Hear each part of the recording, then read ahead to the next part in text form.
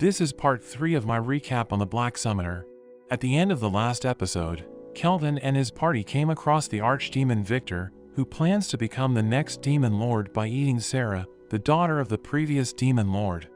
Kelvin gets excited to face such a strong opponent. Victor levels the playing field, summoning skeletons with his black magic. The skeletons attack, but Kelvin and his party are able to defend themselves and easily able to take them out. Victor admires their teamwork. He punches the ground and creates a smoke screen, however Kelvin tracks him with his magic, predicting his next move. Victor attacks from underground, but Gerard blocks the hit thanks to Kelvin's warning. An arm tries to grab Kelvin, but he manages to dodge it. Victor overpowers Gerard and blasts him away. Victor continues to attack Kelvin with his arm and closes in on him. Kelvin calls for Clotho, who attaches itself on Victor's arm and begins to absorb his magic. While he is distracted, Kelvin casts his binding spell and seals one of Victor's arms. Victor tries to free himself, while Kelvin buffs Gerard's sword with his Vortex Edge spell. Victor tries to counterattack with his other arm, but Aphil emerges from stealth and fires a blazing arrow. Victor blocks the arrow, sacrificing his arm, and Gerard slashes and severs the other. Victor doesn't give up. He covers himself with a black smoke and begins to transform. The trio tries to attack before he completes his transformation, but they are too late. With his new form, Victor dashes to attack. Gerard manages to block him and even push him back. He continues his attack but gets knocked down by Victor. Aphil provides support with her arrows and Kelvin summons Clotho, who spews tons of cursed weapons down on him. All of Kelvin's failures from blacksmithing. Kelvin, Aphil, and Clotho all attack with their strongest moves, combining together and devastating Victor. He's sent flying and a stone pillar breaks and falls towards Sarah. Victor protects her with the last of his strength and falls. Kelvin asks why he protected her. Victor admits he was never going to eat Sarah. In reality, Victor was Sarah's caretaker. He taught her how to fight and was her only companion. However, one day, they were attacked by the Empire's hero, and before he died, to keep her safe, Sarah's father sealed her away and told Victor to watch over her. Victor had planned to revive Sarah in a weaker era where she could have ruled as the Demon King. As his dying request, Victor asks Kelvin to add Sarah to his party so she can finally see the world. Kelvin agrees and Victor dies peacefully. Despite the risk she will become the next Demon King, Kelvin breaks her seal. Sarah wakes up aware of her situation and cries for Victor. Kelvin reports his success to the other adventurers and pretends Sarah was one of Victor's victims. With her magic hairband, she is able to hide her wings and horns. Gerard evolves into an Abyssal Knight Commander, an S-ranked monster, gaining a massive buff to his stats.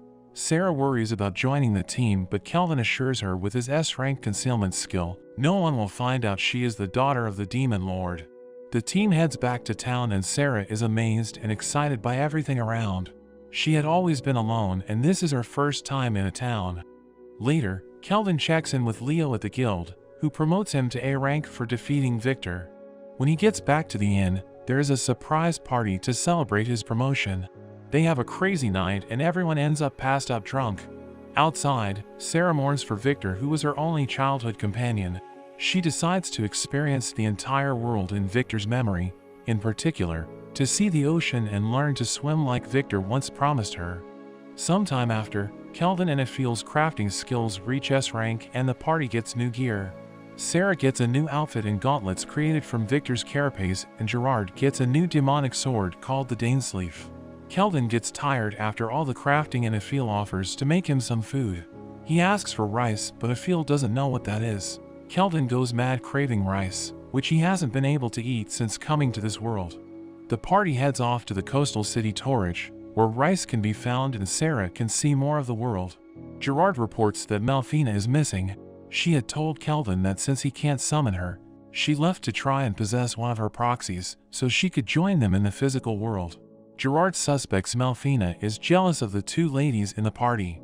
Along their journey, their carriage is stopped by a woman and a gang of bandits appear. They boast about being the infamous gang known as Black Wind. Kelvin checks their stats and sees that they are only around level 30. He tells Sarah to deal with them and tells her not to use her new gauntlets. Sarah sends a bandit flying and is surprised he was so weak. One of the bandits attacks with his giant hammer, but Sarah effortlessly stops him and pushes him away. Sarah ties them all up, but the woman boasts about their boss who is level 70, causing Kelvin to be interested and interrogate her. The group makes it to Torridge, and Sarah is amazed at the sight of the ocean. Remembering her promise with Victor to swim, Kelvin agrees to teach her, but first they head to the guild and turn in the bandits. Kelvin meets with Mist, the guild master in Torridge. She has heard all about Kelvin from Leo, who she used to be in a party with. Kelvin informs Mist that the boss of Black Wind is actually the champion of Trison named Kristoff. He pretended to destroy the gang but instead took over it from the shadows and is involved with illegal slave trading. Kristoff is in town, but they can't accuse him without solid proof. Kelvin is actually not too interested because Kristoff is only level 70 and poses no challenge. Suddenly, Kelvin detects the presence of the Empire's heroes and suggests that they can handle the bandits. With this suggestion, Mist requests the heroes to investigate the bandit hideout. Wanting to help the people, they accept the request. However, Kelvin has something planned. At the bandit hideout, there is a room of kidnapped women. One of the bandits enters. He tries to grab one of the girls, but Kelvin arrives and Gerard knocks him out. Meanwhile, Kristoff and his lieutenants discuss the loss of one of their squads. There is a knock at the door and Kelvin's party bursts in. Kristoff wants to get even for his friends. However, Kelvin is not there to fight them. He quickly ends things with Kristoff to prepare for the main event. The heroes arrive at the hideout. They find it strange that it's empty. They come across Clotho and try to fight it, but one of the slaves protect it, saying it belongs to their savior. They introduce themselves as the heroes of Doremus.